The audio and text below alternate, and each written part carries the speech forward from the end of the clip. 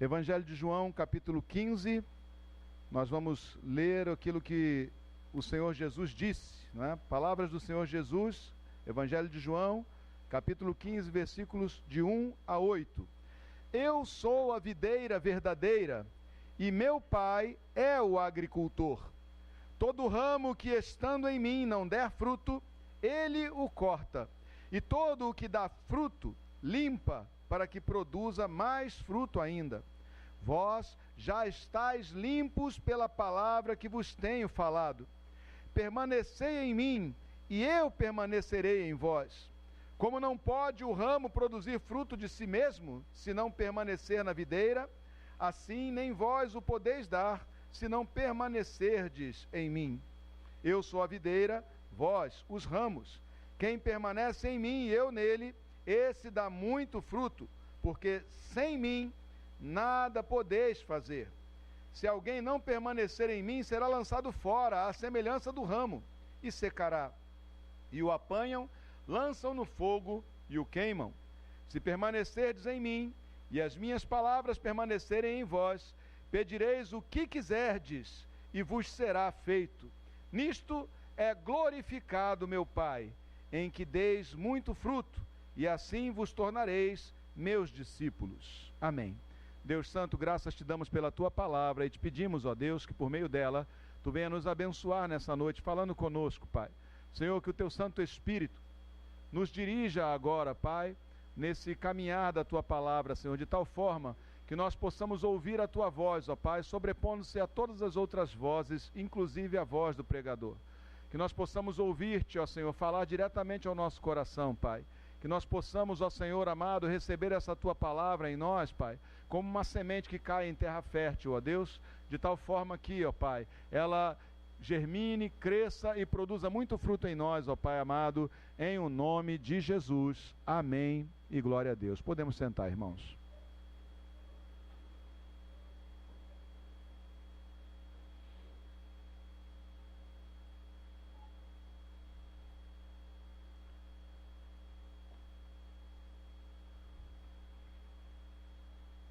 Para nós ouvir uma conversa assim, uma palavra dessa forma, como está aqui na abertura do texto, né, Jesus inicia, né, essa fala dele aí, dizendo, eu sou a videira verdadeira.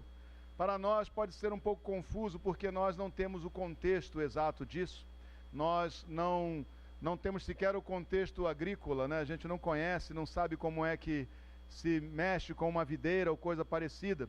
Aliás, para nós que somos cariocas, videira aqui é coisa que se vê pela internet, porque aqui não tem nem jeito, né?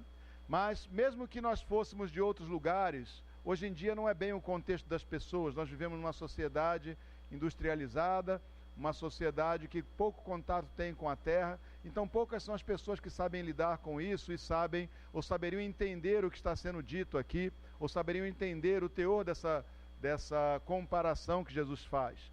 Jesus sempre falou de modo muito simples, de um modo fácil para as pessoas compreenderem, né?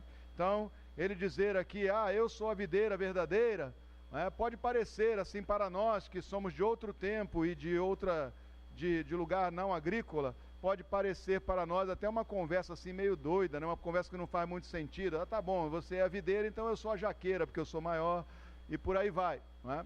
Mas, na verdade, ele estava falando dentro de um contexto muito simples e para gente simples, e dessa forma ele se fazia entender muito bem. Jesus sempre procurou aplicar parábolas, não é?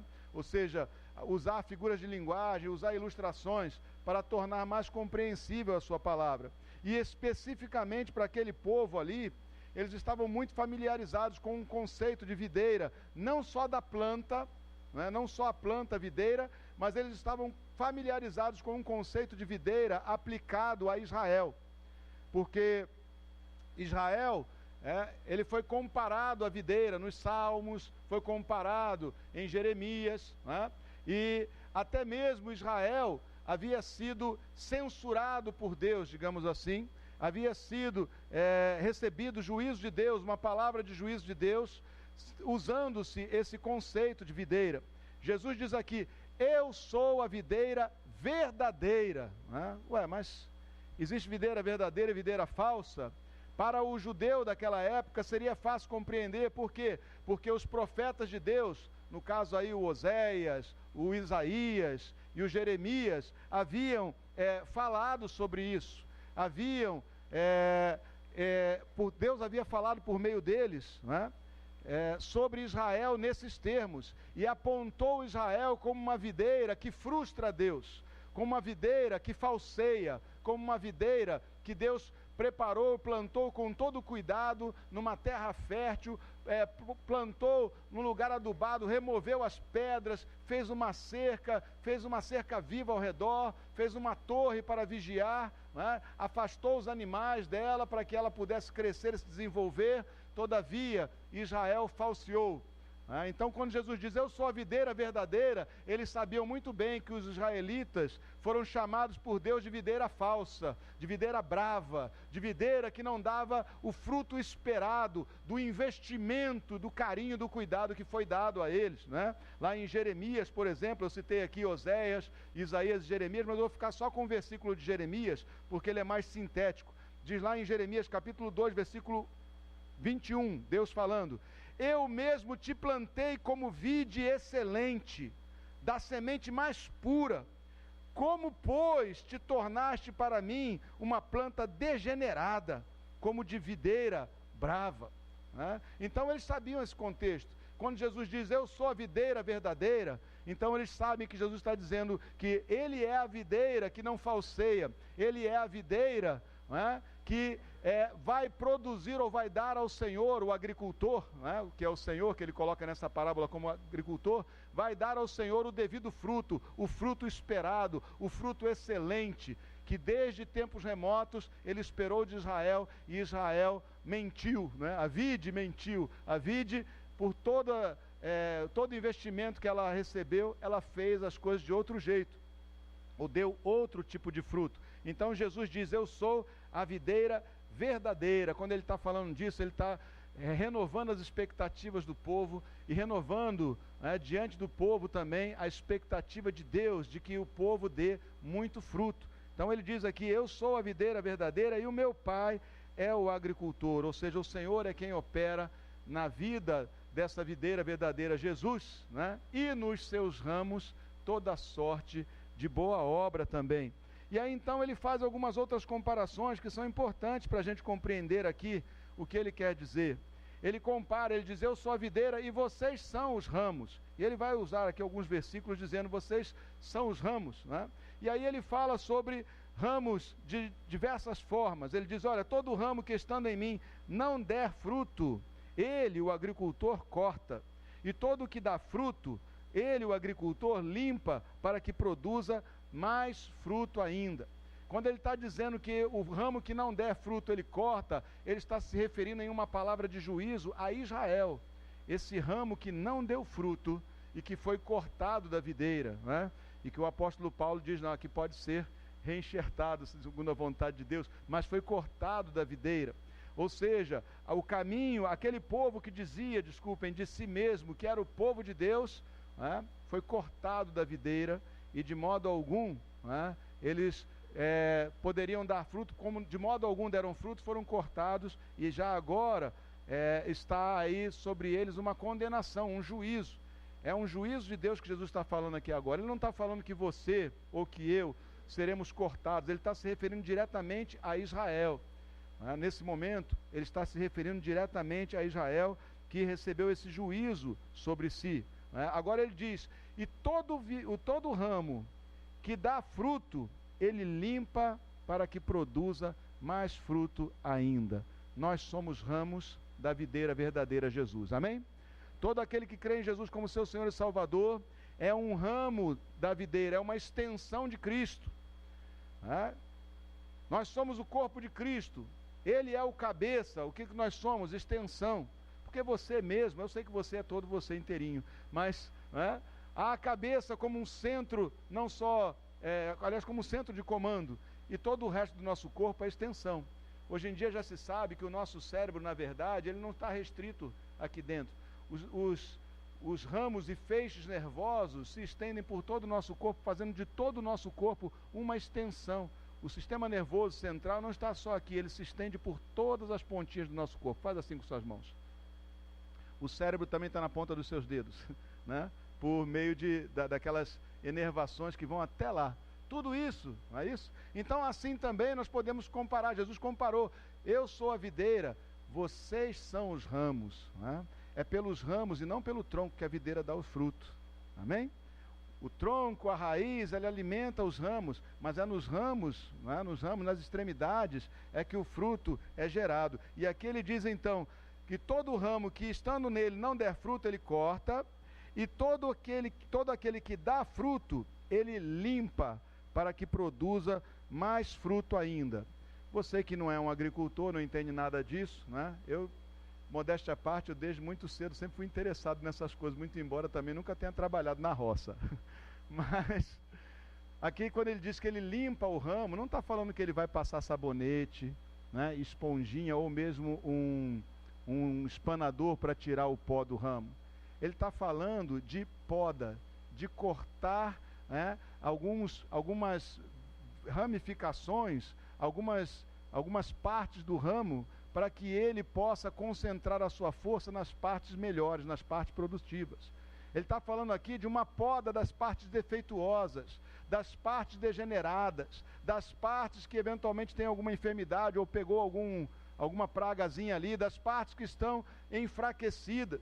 Então ele fala disso, de limpeza, com um sentido de poda. Não sei se você já viu uma tesoura de poda, já viu? Parece um alicate daqueles de unha, só que é bem grande, né? Daria para cortar um dedo inteiro, não a unha, né? Ele tem uma pegada. Talvez você já tenha visto, talvez numa padaria, algum lugar onde corta um frango, a tesoura de poda é muito parecida com aquela tesoura que corta frango, né? Aquilo ali é brabo, né? O cara pega o frango lá, destroça ele todinho. A tesoura de poda também é assim. Então, limpar um ramo requer uma certa ferida, ferir um pouco, com o propósito de limpar. Meus irmãos, muitas vezes a palavra do Senhor, muitas vezes a vontade de Deus expressa em nossas vidas, a maneira como Deus se manifesta em nossas vidas, pode nos doer um pouco, mas certamente é para que produza mais vida em nós e nós possamos produzir mais fruto ainda. Amém? Há certas coisas das quais nós nos queixaremos ou sentiremos de alguma forma, né, naquele primeiro momento em que estamos sendo podados, como se algo tivesse sido tirado de nós e que nos doeu de certo modo, mas isso é um processo de limpeza de Deus. Deus opera em nós também, podando, tirando de nós as partes degeneradas, tirando de nós aquilo que em nós descambou, degenerou, enfermou, ou seja, atrofiou ou parou de produzir. Limpeza de ramos não é espanar ou passar sabãozinho ou sabonete, não é um banho de espuma no crente, mas é, na verdade, cortar aquelas partes que estão atrapalhando que nós frutifiquemos. Amém? Então, eu imagino, eu nunca vi uma planta gemer de dor, mas ela está sofrendo naquele momento. Quando você corta alguma coisa dela, quando você tira uma pontinha degenerada, vai trazer benefício para ela, mas aquele primeiro momento é um momento de crise. Não é assim, meus irmãos? De vez em quando nós descobrimos em Deus que alguma coisa em nós tem que ser tirada, que nós precisamos limpar alguma área da nossa vida, e isso é um momento de crise. É um momento em que nós temos que tomar a decisão de descartar algo que até então fez parte de nós, mas que está tirando de nós a vitalidade. Assim o Senhor limpa os ramos que estão ligados a Ele, para que possam dar mais fruto ainda. Amém? Então, diz assim para você mesmo: eu não me queixarei do Senhor, porque Ele sabe muito bem como me limpar. Amém? Ele sabe muito bem como nos limpar. Ele sabe muito bem fazer esse trabalho em nós, né? E aqui ele diz, ele fala para eles, para os seus discípulos, para aqueles que estão ouvindo a sua pregação, ele diz: olha, vocês, versículo 3, vós já estáis limpos pela palavra que vos tenho falado.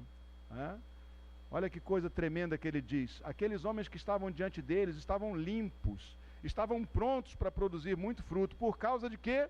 Por causa da palavra que ele tinha pregado para eles. Nós somos o povo da palavra de Deus, meus irmãos. Nós não podemos abrir mão da palavra de Deus, nós não podemos negligenciar a palavra de Deus, nós temos que ficar atentos à palavra de Deus, porque ela sim nos limpa e nos prepara. Não vai descer uma tesourona de poda do céu para arrancar um pedaço seu. mas a palavra de Deus certamente vai produzir essa limpeza em nossas vidas. E às vezes a palavra de Deus contraria os nossos interesses, aliás, muitas vezes, né? Muitas vezes a palavra de Deus contraria os nossos interesses. Às vezes a gente tenta esconder alguma coisa, como se pudéssemos esconder algo de Deus. Poxa, Senhor, isso aqui não, deixa comigo mais um pouquinho, né? Eu me lembro que eu era novo convertido, eu tinha nascido para Cristo no meados de novembro, mais ou menos, e eu era jovem, tinha 20 anos, eu esperava as férias sempre, né? Porque o colégio não dava, né? Não estava interessado em estudar. Eu já estava na faculdade, mas não estava muito interessado nessas coisas. Quando chegava a época das férias, era a hora, né, de ter tempo para passear, para fazer um monte de coisa, viajar, enfim. Coisas boas e coisas terríveis. Mas eu me lembro que entrou no meu coração uma seta, lá pelo começo de janeiro, mais ou menos. Eu disse, bom, Senhor, chegou as férias, vamos fazer uma coisa. Vamos adiar aquele projeto todo de santificação. Depois das férias a gente volta a conversar, né? Deixa eu dar só mais uma aproveitadinha. É uma despedida. Entende? Uma despedida de solteiro com quem já devia estar casado com Cristo, né? É isso? Mas são pensamentos que ocorrem a nós. Nós queremos o nosso conforto imediato e não atentamos que Deus tem um projeto maior para as nossas vidas. Ele é que sabe o que nós precisamos. Os caminhos dele são mais elevados que os nossos caminhos, né? Ele é que sabe o bem que nós precisamos e quem operará o bem que de fato precisamos. Amém? Então, deixa a palavra de Deus entrar na sua vida e fazer essa limpeza a cada dia. Chama a palavra de Deus para dentro. Nós precisamos chamar a palavra de Deus para dentro de nós, pela leitura, pelo escutar, pelo meditar, pelo ruminar na palavra de Deus, porque ela operará essa limpeza em nós, né? Então ele disse, vocês já estão limpos pela palavra. Quando ele diz isso, o que a gente entende aqui é que aqueles homens que estavam ouvindo já estavam prontos para começar a dar muito fruto.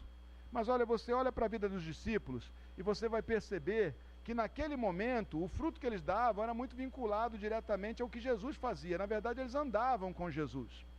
Eles não estavam frutificando mesmo. Por quê? Porque frutificar é um processo, né? Primeiro se limpa, e aí depois que esse ramo é limpo, ele vai cicatrizar as partes que foram podadas, e aí então a vitalidade vai começar a fluir para as partes que permaneceram, aquelas que são proveitosas e boas, e aí é todo um processo de frutificação. Você não imagina que o agricultor vai lá e ele poda a planta, e a planta faz assim, plop, e no dia seguinte já está cheio de fruto pendurado. Frutificação é um processo. Para que a gente observe esse processo, é um processo lento que leva às vezes meses. Se você observar uma mangueira é uma árvore mais fácil da gente ver, né? Quando chega mais ou menos agosto, julho, agosto, ela começa a dar flores, né? Ela vai começar a dar flor daqui a pouco, mas ela só vai frutificar em dezembro e em janeiro. Quem quiser chupar a manga do pé, só dezembro e janeiro, né? A menos que haja alguma distorção qualquer climática naquele ano. Mas é assim, meses antes o processo começa. E leva um tempo ainda. Ele disse, vocês já estão limpos. Mas eu não vejo tanto fruto na vida desses apóstolos até o dia, né, em que Jesus morreu, foi crucificado, morreu, subiu ao céu, ressuscitou, subiu ao céu e enviou o seu Espírito Santo. Foi um processo. E alguns deles foram frutificando cada vez mais, foram aumentando aos poucos a sua frutificação. Então, a palavra nos limpa, meus irmãos, mas é necessário nós entendermos que aqui tem um verbo importantíssimo nesse texto que nós lemos: permanecer. O verbo permanecer é fundamental para a aplicação desse texto e para a compreensão daquilo que Deus está dizendo aqui. Se eu não compreender que o que Cristo espera de nós não é que eu lampeje, ou seja, que eu dê um brilho de um flash, como se fosse um flash de uma máquina fotográfica. O que Cristo espera de mim é que eu acenda e permaneça aceso, que eu me ligue nele, né? A partir dessa limpeza eu reforce a minha ligação e eu permaneça nele. E permanecer é um problema para todos nós, porque nós somos pessoas que oscilam demais. Você oscila, eu oscilo, dá para conjugar esse verbo de um modo geral. né? Eu oscilo, tu oscilas, e aí a gente pode usar em todas as pessoas. Porque nós somos assim. Nós não somos constantes, mas aqueles que são mais constantes, dentre os inconstantes que nós somos, são justamente aqueles que vão frutificar mais. Permanecer em Cristo. Porque assim como o ramo precisa permanecer ligado ao tronco para que a seiva flua, traga saúde, traga vitalidade e frutificação para ele, nós também precisamos permanecer. Não dá para a gente viver de lampejo. Não dá para viver de domingo em domingo. Ou seja, eu venho aqui na igreja, né? Domingo eu saio santificado, transformado, com vontade de andar sobre as águas, passar pelo fogo, enfim. Mas aí eu me desligo depois e deixo o assunto espiritual para o próximo domingo, ou sei lá, para quando você for voltar para a igreja. Ou eu não, eu tenho que voltar aqui todo domingo. Espera-se que eu aqui esteja. Mas não podemos tratar as coisas aos saltos. Eu estou ligado, eu estou desligado, eu estou ligado, eu estou desligado. Até a lâmpada sofre com isso. Você fica liga, desliga, ela queima. Né? Nós também não podemos.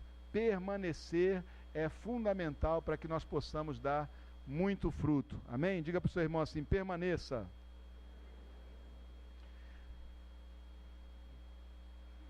Não, eu ia dizer para você puxar o... Pega o braço dele assim, dá uma puxadinha, vê se o ramo está agarrado mesmo. Se eu dissesse para você, dá um beliscão nele, você ia ver que ele ia sair da videira rapidinho. Ia dizer, qual é? Ia arrumar logo uma confusão, né? Mas permanecer é fundamental, né? Permanecer para dar fruto. Jesus disse, olha, permanecei em mim e eu permanecerei em vós. Como não pode o ramo produzir fruto de si mesmo, se não permanecer na videira, assim nem vós o podeis dar, se não permanecerdes em mim.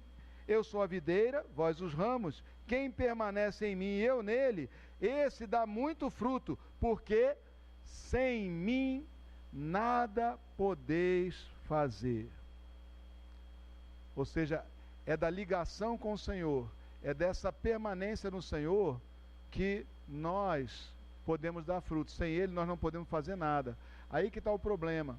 Porque a gente começa a achar que a nossa ética e a nossa bondade adquirida mediante o conhecimento de Deus, elas são suficientes para produzir fruto espiritual.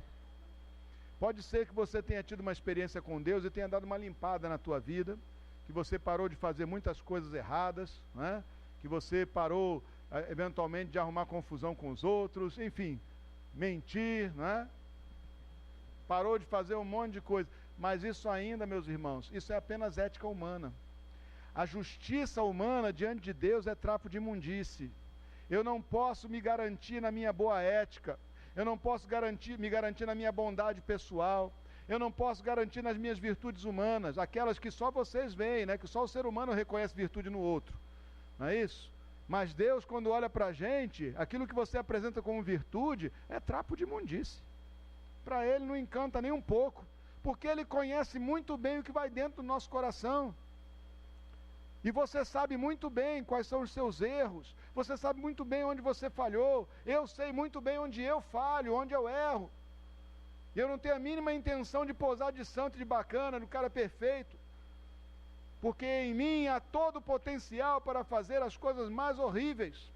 Não fosse o Espírito de Deus convencer do pecado, da justiça e do juízo, não fosse a palavra de Deus promover essa limpeza continuamente, e o que vai acontecer é que a velha criatura está aqui, e ela não enfraqueceu depois de 30 anos, ela apenas está mortificada pela presença do Espírito Santo. Esse zumbi, ou que está aqui, ou que está em você, pode levantar a qualquer momento. Sabe esses filmes que tem por aí, né? A volta dos mortos-vivos. Meu Deus do céu, que falta de criatividade, né? Toda hora é isso.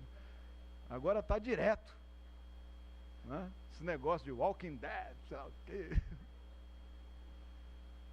E pior, né? O morto nem corre tanto. Por que esse povo não vai embora logo? Eles ficam lá andando. Como é que consegue pegar alguém? Só no cinema mesmo. Mas nós temos dentro de nós, né, todo o potencial para fazer aquilo que é errado. Então a nossa bondade, ou aparente bondade, então a sua justiça, ou a sua aparente justiça, não encanta a Deus, não produz fruto. É bom que você se esforce em ser bondoso, é bom que você se esforce em ser, obviamente, íntegro, é bom que você se esforce em todas as virtudes que a gente pode aparentar, mas o que faz com que Deus frutifique em nossas vidas é uma comunhão estreita com Ele, é nós permanecermos ligados nele. E nós não vamos ter comunhão estreita com Deus baseados apenas na nossa ética, porque tem muita gente boa por aí que nem sabe de Jesus. Tem muita gente de bom comportamento, de ética ilibada, né, que nem sabe sobre Jesus, mas sabe, né, agir em sociedade respeitando o espaço dos outros, mas isso não leva à salvação. É necessário que nós estejamos em comunhão com o Senhor, que nós a cada dia estejamos recebendo dele a seiva, que eu esteja de fato ligado, que eu seja um adorador, um devoto, alguém que está ligadinho com Jesus. Se a minha ética e a minha bondade pessoais derivam disso, ok, glória a Deus, vamos caminhando com o Senhor, mas sem Ele eu não posso fazer nada, porque a minha ética, a minha bondade, a sua ética, a sua bondade não lhe conferem poder, talvez algum prestígio, mas poder não. E as coisas espirituais dependem de poder do alto para operar em nossas vidas, amém? As coisas espirituais se resolvem de modo espiritual. Jesus disse, sem mim nada podeis fazer, amém?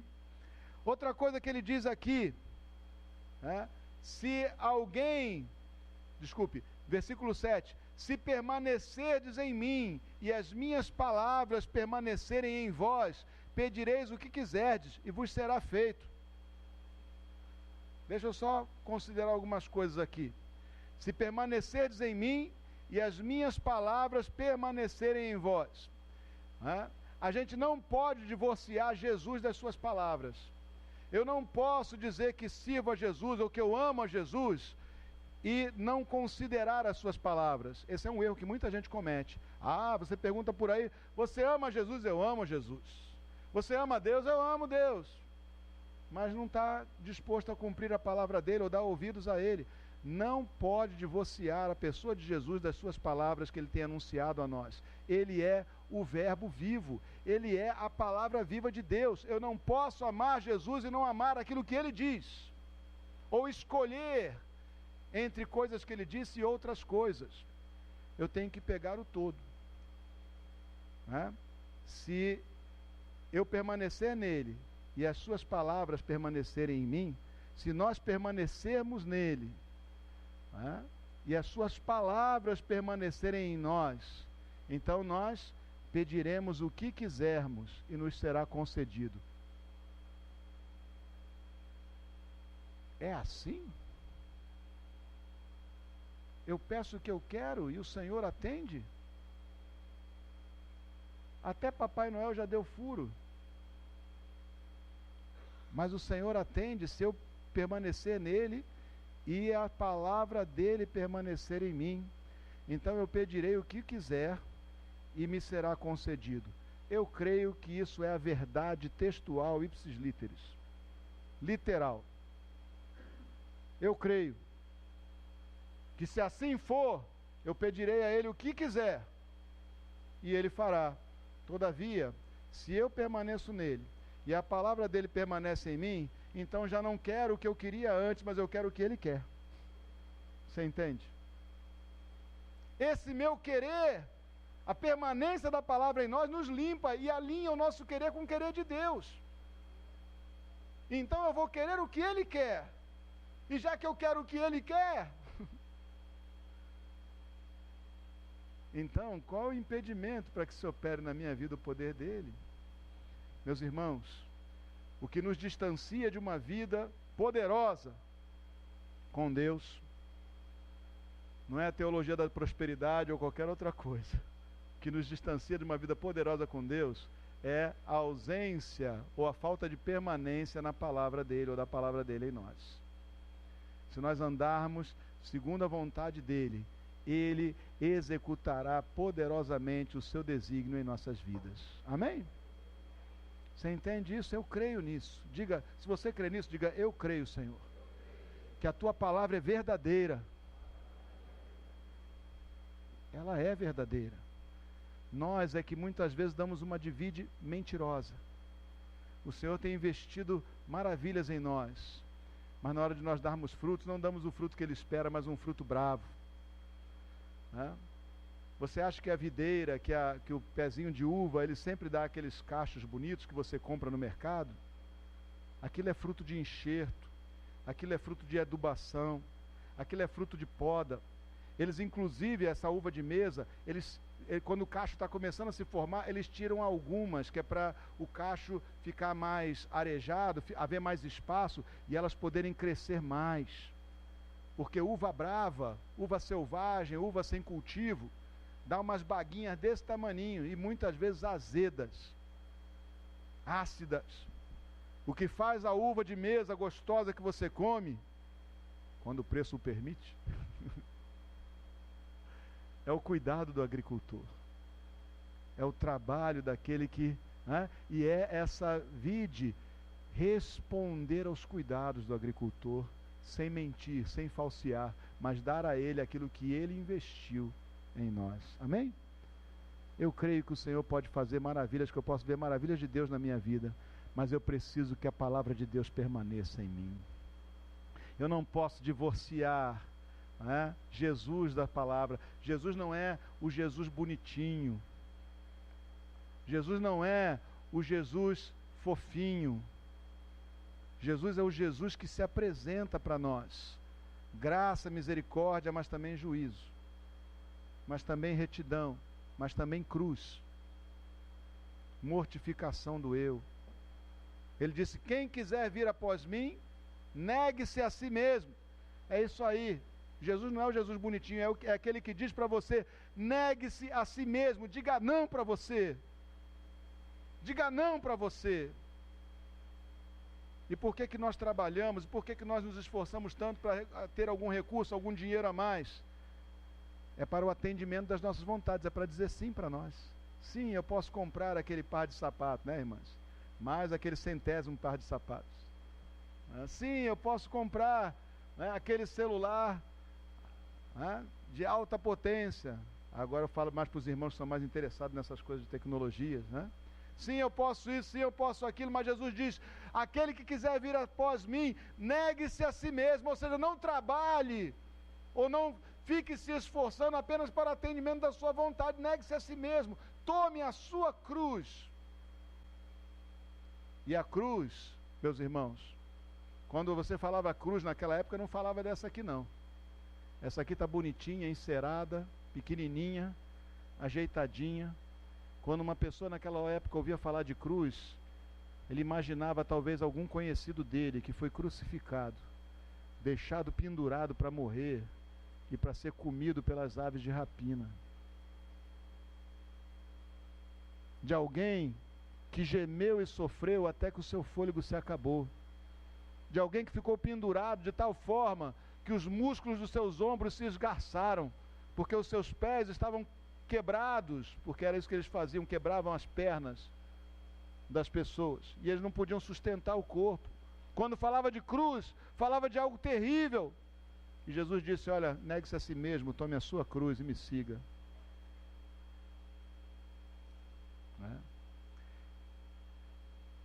Que discurso pesado, quem pode atender a isso?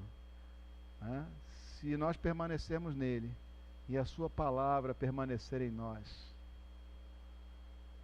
nós podemos.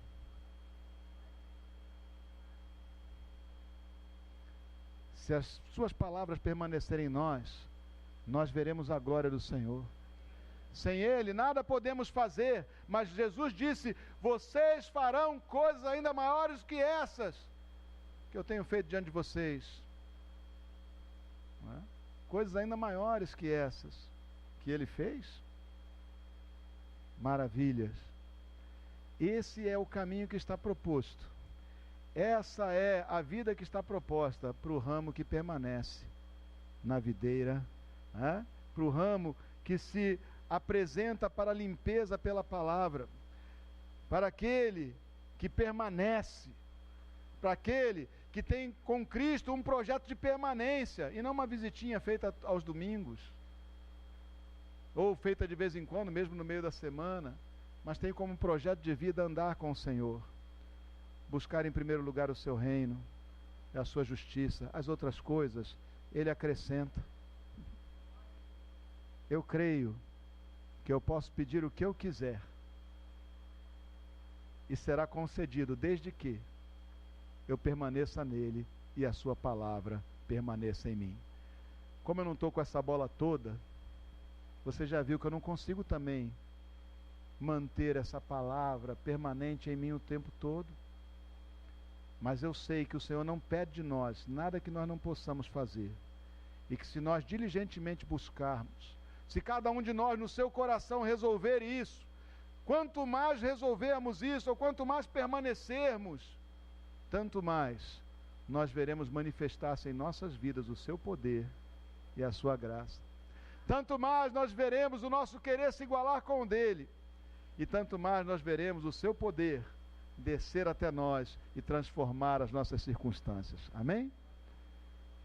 Ele é a videira, nós os ramos. Amém? Você crê nisso? Eu creio. A palavra dele não é mentirosa, é verdadeira e é fiel, e se cumprirá na vida daqueles que assim nela se limparem. Dói, mas traz força. Às vezes dói, incomoda, mas traz vigor. Tira coisas, mas acrescenta frutos, e muito fruto. Amém? Glória a Deus. Senhor, fica de pé no teu lugar, irmão. Fica de pé no teu lugar. Muda um pouquinho de postura, de posição. Feche os seus olhos no seu lugar. Feche os seus olhos no seu lugar. Talvez hoje, nesse exato momento, talvez já agora mesmo, você reconheça em si alguma coisa que precisa ser transformada. Talvez você tenha percebido que você tem se divorciado Cristo, Jesus, da sua palavra. Que você tem declarado, eu amo Jesus, mas não tem associado esse amor como sendo algo que deve passar pela palavra, pelo amor àquilo que ele tem dito. Talvez você reconheça que você tem vivido parcialmente. Amo Jesus, mas é da boca para fora, as palavras não entraram, não foi permitido a sua palavra fazer a limpeza, porque nos recusamos a isso. E se isso hoje acontece com você, então eu quero dizer a você, ame Jesus plenamente. Receba Ele não só como o Jesus idealizado por você, mas o Jesus verdadeiro, a videira verdadeira. O Jesus apresentado pela sua palavra a nós, essa palavra que nos limpa, e que permanecendo Ele, nós nele e a sua palavra em nós, nos dá poder muito além das nossas capacidades humanas. Talvez você hoje reconheça que há uma parte, talvez uma pequena parte, ou mesmo uma grande parte de você como ramo, que está atrofiada, que está adoecida, que está deformada, degenerada e precisa ser lançada fora. E talvez hoje você precisa se estender ao Senhor e dizer, Senhor, pode cortar. Senhor, pode tirar isso de mim. Senhor, eu rendo isso a Ti. Limpa-me, Senhor amado, e eu serei limpo.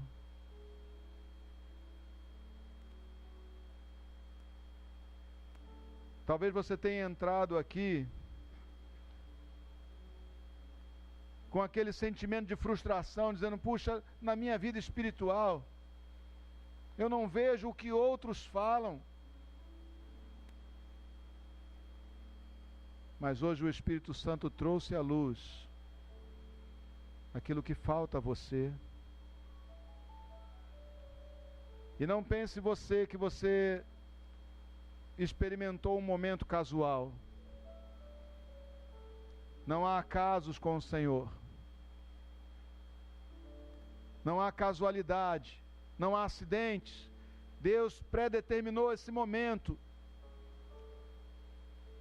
para que você seja aperfeiçoado nele, para que nós fôssemos hoje alvos da sua palavra limpadora, para que nós hoje pudéssemos ascender um degrau a mais no nosso conhecimento de Deus e na nossa comunhão com Ele, para que hoje nós possamos começar a experimentar, pedir o que queremos, sabendo que o nosso querer está alinhado com o querer de Cristo, porque a sua palavra habita em todo aquele que nela se rende, a ela se rende. Então, qualquer que seja o seu caso hoje, se você divorciou a palavra de Jesus, Jesus da sua palavra, se você reconhece um detalhe na sua vida que precisa ser limpo, lançado fora, ou mesmo se você chegou desanimado com o conteúdo espiritual da sua vida, esse é o lugar que o Senhor preparou para você.